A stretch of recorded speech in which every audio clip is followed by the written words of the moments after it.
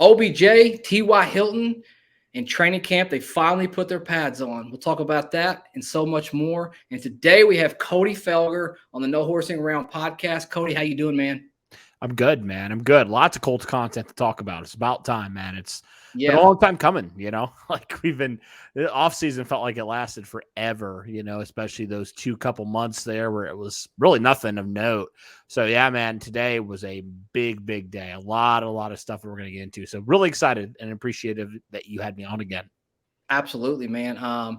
So yeah, you just want to talk about the ball just kind of dropped today and things, kind of flooded the airwaves, especially the Twitter sphere. We'll just start off with the hot topic. Everyone wants to know OBJ. I want to just get your thoughts on that, your initial reaction, and then I'll kind of give you my reaction afterwards. How do you feel about that?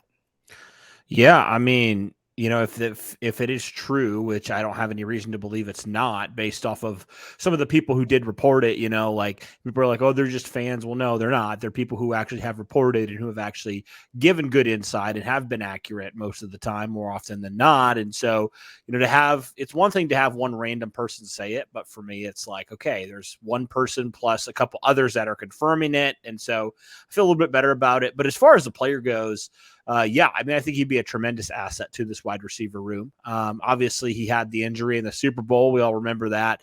So he's not going to be back until probably mid-season at best. Obviously, if he recovers quicker, then maybe he'll be back sooner. But realistically, probably looking at sometime in late October, early November, that he's probably going to be back from that ACL tear because that's a very serious injury. And probably, honestly, Zach, a big reason why nobody has signed him yet. He hasn't gone anywhere because he's not going to be available for half the season. So I do kind of wonder, okay, if the Colts were to bring him in, do they actually sign him to a multi-year deal? Do they actually do that? Or do they sign him to a 1-year deal and kind of see where it goes from there, because the talent is not a question. We all know what OBJ is, but the question is, how does he come back from that serious injury? And maybe the Colts do sign him to a 2-year deal with the second option. If he doesn't come back as the player they think he's going to be in year 2, they have the opportunity to cut him with really no losses.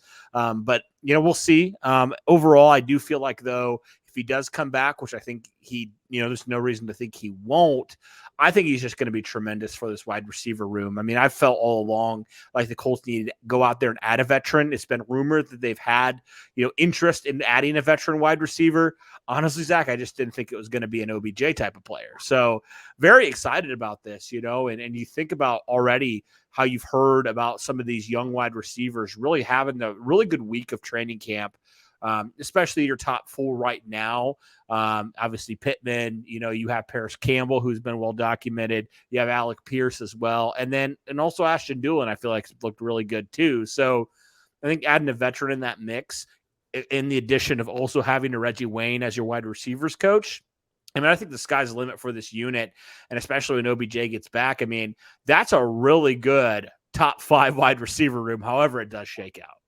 Yeah, I agree with that 100%. I mean, my initial thoughts are, if there were ever a year, Cody, that Chris Ballard might make kind of an untraditional move, kind of go against the grain, it feels like just basically the offseason leading into this would be one of those seasons that maybe he does push, for lack of a better term, all chips in type of move to say, hey, this might be the player that can push us over the top. It's interesting you brought up a point that I really liked was, will this be just a 1-year rental or is this going to be a multi-year deal? I think that would probably be the framework is probably the hardest part to kind of navigate when you're dealing with a guy who's basically, I don't know. I think you probably get 8-9 games out of the guy at very best. You may end up getting 7 games. I don't know how it would shake out as far as that. And I don't know what type of compensation that he would be willing to take in a little bit smaller market of a team. Now, he did tweet out earlier in the offseason that, he kind of liked Matt Ryan. I think he liked a few of those tweets. So that was an interesting thing. And you just feel like that this room has to have a veteran, a proven playmaker in it. But for me, is it going to be one of those things that Chris Ballard just keeps his eye on and just says, hey, we're just going to keep talking as the season goes along. When you get to a point where you're a little more healthy, now we'll talk about a negotiation and bring you in? Or would the advantage in your mind, Cody, be let's just get them now. Let's take them out of the market. Let's not have to have this, this contingency plan of what if it doesn't work. Let's go ahead and get something locked down now. And let's figure out the compensation. And then over the next few days, let's just go ahead and sign a big time player that eventually, because we feel like this team could be literally one player away from being put over the top. What are your thoughts on that? I mean, I think it's critical that if you are going to get him now, because there's going to be other teams that are going to offer a lot for OBJ, right? The Rams want to bring him back, for example, a team that he played with last year, won a Super Bowl with. And so I think for me, you got to get him in now, and you got to just make, it would be so much easier, I feel like, to just be able to bring him in now and kind of let him, let the doc kind of get a feel for everything, for the locker room, for the culture, and really start building that chemistry with the guys, because I would rather him do that and miss half the season than go sign him a couple weeks before when he's healthy, and have no chemistry with Matt Ryan and not really know the guy. And so I think for that reason, just for him to get into that locker room, get ingrained in the culture and things of that nature, if you're going to sign him for the reasons that I stated, and also just for the culture reasons, I think it makes the most sense to do it in the next couple days. Yeah, I mean, 100%. I think that it's just a smart, diligent move. And now you don't have to sit here and battle it out with all of these other teams where it's inevitable. When we get going towards the course of the season and teams feel like, oh my gosh, like we're here, we're one player away that can put us over the top. That's when that bidding war starts. That seems like a very un-Chris Ballard-ish type of thing to do. He doesn't usually like to get involved in those things. That transitions me into the next question. T.Y. Hilton. I know it's been a little bit of a hot topic. It kind of got started. I listened to a little bit of Kevin's Corner podcast the other day. They talked about that a little bit as well. And then obviously the OBJ has just overshadowed all of that. But would you be opposed to Chris Ballard on a veteran minimum deal, still bringing in T.Y. Hilton? And I want it's kind of a two-parter. Would you be okay with him coming in? And B, would you still be okay with him coming in, even if we had the plans of signing OBJ and just having them both on the team down the road? Yeah, the question for me is what's going to be his role when OBJ does return, right? Because I think TY at best is going to be a 3, maybe not even that. I think it's going to be maybe 3 or 4, So if OBJ comes, is he all of a sudden a 5? And does T.Y. Hilton at this point in his career want to have that little of a role on the offense? I don't think it's going to be both of them. I think it's going to be one or the other. And I do think at this point, the upside for an OBJ is tremendously higher than T.Y. Hilton. As much as I love T.Y., as much as we want T.Y. back, and we would be happy if he got brought back, let's be honest, the dude hasn't been healthy the last couple of years. I know OBJ obviously had the big injury, but OBJ's younger. He's produced more frequently when he's been on the field. And I feel like you can actually bring him in and have him be kind of a part of your immediate, but even for the next couple of years with TY, it would be more of just a 1-year deal, kind of a last run of last runs, if you will. And maybe a little bit of nostalgia sake, a little bit, and so for me at this point, I feel like OBJ is far and away the better player than TY. I mean, TY has been a great player for the Colts for years. I mean, there's a reason why, I think he definitely needs to be in the Ring of Honor for the Colts when he does retire and does hang it up, because I think he's been one of the better receivers that nobody's talked about in the NFL ever since he's come in.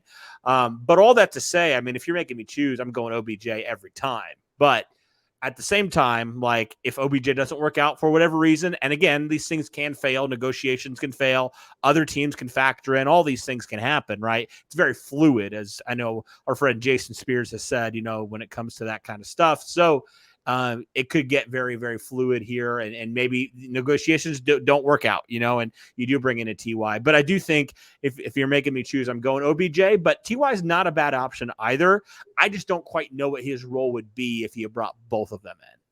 Yeah, the only thing that I worry about a little bit in my mind, Cody, and I was just interested in your thoughts on this as well before we go into the next topic, is do you worry that there's not going to be that veteran presence in that locker room for the first, 2 months of the season? I know OBJ will be around, but he's not used to the team. He's not used to the players, the coaching staff, quite like T.Y. Hilton would be. Sure. Do you worry a little bit that veteran presence is not going to be there at the beginning of the year? So you kind of suffer through the beginning of the year, and then maybe OBJ is in a situation where he's not able to help quite the same way. So just a question, just a thought. they're awful young, and it seemed like today with pads on, the wide receivers did struggle a little bit. Just your thoughts on that? Yeah, I mean, I think that's a very valid point. So, maybe if it is TY, maybe it's not TY, but if you do bring in a veteran kind of to start the year, if OBJ does sign with you, that would make some sense to me, just to have a veteran guy in there, knowing that player should know that, like, when OBJ does get healthy, their role is going to significantly decrease, and they have to be okay with that. Maybe it is TY. Maybe TY understands his role a little bit more this year, and just wants to contribute any way he can to the team. But, you do got to wonder, okay, now TY is, he's in the twilight of his career. Does he want to go to a contender? Does he want to go to a team immediately that, can give him a chance at a Super Bowl, and hey, he can play a big role in that. And I think that's another valid point. It really depends on TY, I think, for me. If he's okay with that, then maybe that is an option. But I kind of see him potentially wanting maybe more of an opportunity with another team, to contribute a little bit more. And I just don't know if you sign OBJ, if he has that opportunity, I guess, with Indianapolis. Yeah, that's fair. I mean, I think one thing that the caveat, the very honest conversation would have to go on behind closed doors, and they would have to simply say, look, we're not guaranteeing you any type of role here other than the fact that you're going to be here, you're going to be a veteran leader, and you're going to have moments where you play a lot, moments where you don't play as much, and you're just going to have to be okay with that. Considering that, I think I would be okay with TY coming in.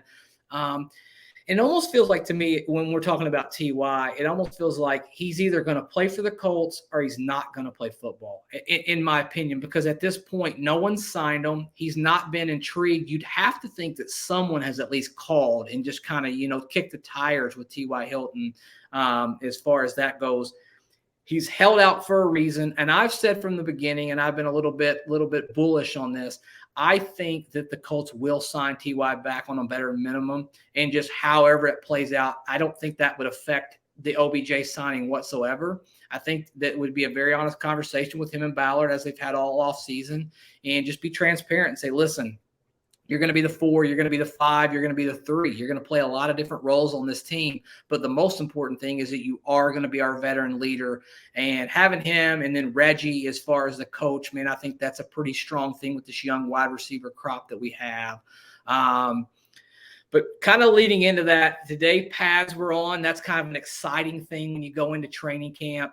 They're finally playing quote unquote real football, or as real as you can play in training camp. Seems like the overall theme from what I got was that the defense, they outdid the offense. I mean, I don't know how any way else you can put that, but I will say this: Michael Pittman Jr. had a very, very good, route that he ran on Brandon Faison, and he beat him for, it looks like, a 43-yard touchdown.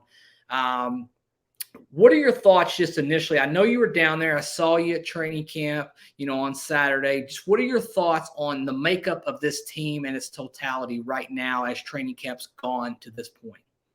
Yeah, I mean, I think I was kind of expecting this, to be honest, because, honestly, the first week without pads, it really does favor the offense a whole lot, because there's only so much a defender can do, at that point. So, yeah, I mean, I think overall, this is exactly what you thought you do, your corners, being able to kind of shut down some of these guys a little bit more, the Stephon Gilmores and some of those guys. I did feel like the defense was going to take a little bit of a step because the offense still is pretty inexperienced outside of the quarterback position. They have a lot of young guys trying to build chemistry with their quarterback. And I think, inevitably they were going to struggle early on. They're going to struggle early on. That's what the whole point of training camp is, to make you better. I mean, I think that's the whole reason the Colts have really put Stephon Gilmore on Alec Pierce, is because they want him to get better. They want him to know what it's like to play one of the shutdown corners in this league, and just do things like that. So, but I think overall, and maybe that's why the Colts even felt even more like, okay, we really need to get a veteran in here. We really need to get somebody who can kind of, Pittman's great, but we got to get a guy that can help take the pressure off of Pittman. And as much as we like these other wide receivers, they're just young. Like, they just don't have the experience yet to maybe do that. And so we feel like we can contend now. So we need to go, potentially sign a veteran out there. I think maybe and that's been kind of my biggest concern, Zach, is just wide receiver provenness, right? That's just been something that, like, as talented as these guys might be, in reality, these guys, haven't really seen the field outside of Michael Pittman, really. Paris Campbell for injury reasons, Ashton Dulin just because he hasn't got a ton of snaps yet, and then Alec Pierce is a rookie. So all these guys, I feel like they're going to get better, but at the end of the day, you can't expect Alec Pierce to go out there and, look like a 1,000-yard receiver right away. That's just not reality, and Michael Pittman Jr. needs some help out there. He needs another guy that can help take off the pressure. So it makes a lot of sense to me. The more I've heard about it and the more I've, read about training camp and stuff, that why the Colts would be interested, and getting a veteran or two in here. So that's kind of my perspective on it overall. And I think ultimately, I think it will help the group as well to get another veteran in here who can help teach them the ropes. Yeah, and to kind of piggyback off a couple things that you said, Paris Campbell, to no knock on him at all, you can't really go into the season and count on him, right? Because of what's happened in his track record, terrible, weird, freakish injuries. There's no question about that. But that being said, you've got to deal with reality. No matter how much you like him as a player, no matter how good he's looked in training camp, there's still that little piece in the back of your mind that tells you, man, this guy could get hurt at any time. I think it's another reason why it's so intriguing for us to go out and look at having a veteran presence in case something like that goes on. Ashton Dulin's another guy. It seems like Frank Reich is just a staunch believer in Ashton Dulin's ability to play football. And he's a playmaker. We saw a little bit of that last year. Even Carson Wentz, connecting with him on a couple bombs down the field. He just seems to have a knack and a flair for making plays in game, whether it be on special teams or even at wide receiver. And I think his role grows as the season goes on. I really do. It'd be interesting to see what that role actually turns into. Very rarely do you ever see a special team superstar also play offense. That's at some point, what happens if he turns into a really good wide receiver is now it a liability to have him on special teams. That's just a thought that may come up, Yeah. And honestly, you're right, Zach. Like, you're one injury away from Desmond Patman or whoever being your number 4. And are you comfortable with that? Are you comfortable with that? Or as opposed, if you go and sign, a veteran wide receiver out there, okay, then, you're set, because odds are, with the injury history, some of these guys are going to miss time, right? It's just bound to happen at some point. So I would rather have more depth than less, because we saw that last year for the Colts. Whenever some players got injured, whenever T.Y. got injured, the Colts really didn't have a whole lot of people outside of Michael Pittman to really help out. And so Chris Ballard has done a really good job, I feel like, for the most part, of finding those positions that have been weak in terms of depth and adding more depth the next offseason. So if they would go and sign an OBJ, I mean, I feel comfortable with 5 guys at wide receiver that I feel like can play competent to, really, really good football for you. So, a lot of people talk about like, oh, the Colts don't need a vet, but I'm kind of like, you don't have a lot of depth right now, a lot of proven depth out there. And that stuff matters, especially if you want to compete in January. If you want to go over the top, you need to have some guys out there. You need to have some dogs out there that are going to go make plays. OBJ certainly fits that mold, and that, he would be a player that, if you're needing a critical third down catch, he can make that. He'll do that. And he can help take the pressure off of Pittman so he gets more one-on-one opportunities. You just need more threats for Matt Ryan. You need to do better for Matt Ryan. You have unprovenness at tight end as well. So to get a little bit of proven veteran leadership in there, I think it makes a ton of sense. I really do. Yeah, 100%. Question and curious your thoughts. Got a training camp battle with Faison and Rodgers over there on the other side at cornerback. Who do you think eventually and ultimately wins that job? Yeah, I've always kind of been the Isaiah Rodgers train. Like, I feel like he's really on the brink of a breakout season. I really do feel like he is, an ascending player in this league. So I feel like it's going to be close, but I do think ultimately Rodgers will show out, and the Colts will give him that opportunity at number 2 corner. Now, I will say, Brendan Faison, what he does have on him is he has a size, right? He's over 6 foot, over 200 pounds. Isaiah Rodgers a little bit smaller, but I just think Isaiah Rodgers' potential and his upside are so much more than Brandon Faison's at this point that ultimately I feel like, however it does shake out, Zach, all of these guys, both of those guys, are going to get significant time, because the question is like, okay, Stephon Gilmore, how much is he going to play? Is he going to be in a pitch count at all? So I think all four of these corners are going to be really critical to this team's success. And for me, it would make a lot of sense, to get them all. But I think if you're making me choose between position battles, I'd probably stick with Rodgers, just because I feel like eventually it's going to become a lot more obvious as the weeks go on. I would 100% agree with you on that. I've said that from day one. Obviously, it'd be easy to draw that parallel with Faison, knowing that Gus Bradley system, and he's Right. a bigger body. Quite frankly, he's more of a Chris Ballard guy than Rodgers really is. But the one thing about Rodgers that I can just even you saw it when he had to come in that Buffalo playoff game, back a couple years ago. He just has a knack for the football, man. He finds that football. And you need people like that. You need guys who can flip the field and take the ball away. Now, is he going to get beat on some routes because he takes some chances? Absolutely. But for me, I think he's closer to being a superstar than Faison. But they're all going to have a role. I think they're all going to play. They're all going to be on the field when it comes down to it. And it's just going to be very, very fascinating to see how that kind of plays out. Last question before we get off here, Cody.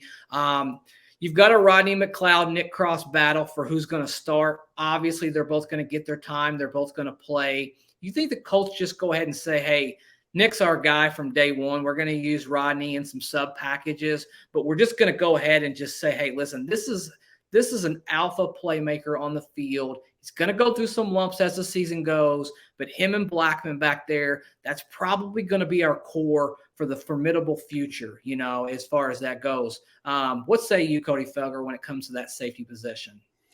I feel like already he started to make an impact, right? Second play of the whole training camp, he goes and picks off Matt Ryan, kind of sets the tone right away, right? So yeah, I mean, I think right now, I don't think there's any reason to not have him be starting. I don't really feel like, I feel like he's been the starter, but like, it almost would be a disservice right now to the team to just be like, all right, you're back to the backup, because he's been making plays, man. He's been making plays. Whether or not he always gets the interception, it doesn't always happen that way, but he's always seemed like he's around the football. Him and Julian Blackman have kind of that same kind of mold where they always seem like they're around the ball. They're always making plays around the ball. And so I think overall, you kind of got to do what you did with Julian Blackman, in my opinion, at this point in his rookie season.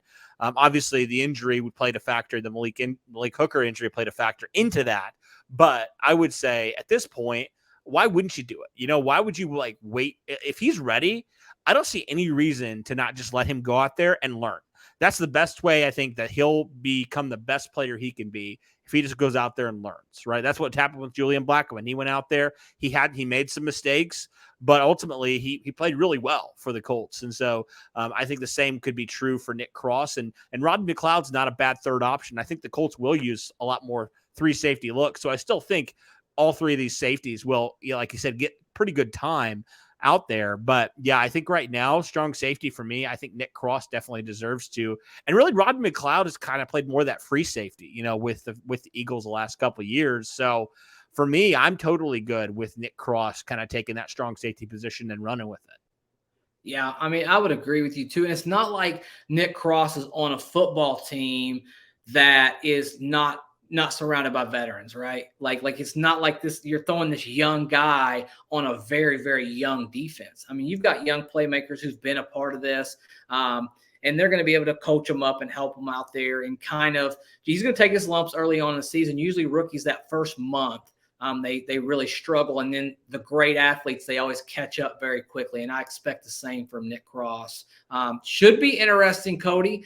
Should be a fun one. It almost feels like today, with the news of OBJ and all of that good stuff, it feels like football season just got kicked off a little bit. The excitement's ramped up with the pads being on at training camp, and the intensity is just a little bit higher. So fun stuff coming up. Guys, go over and subscribe to Bring the Juice if you haven't already. Chances are you probably have if you're watching this show, but go ahead and subscribe. These guys do a great job of putting out content for you guys.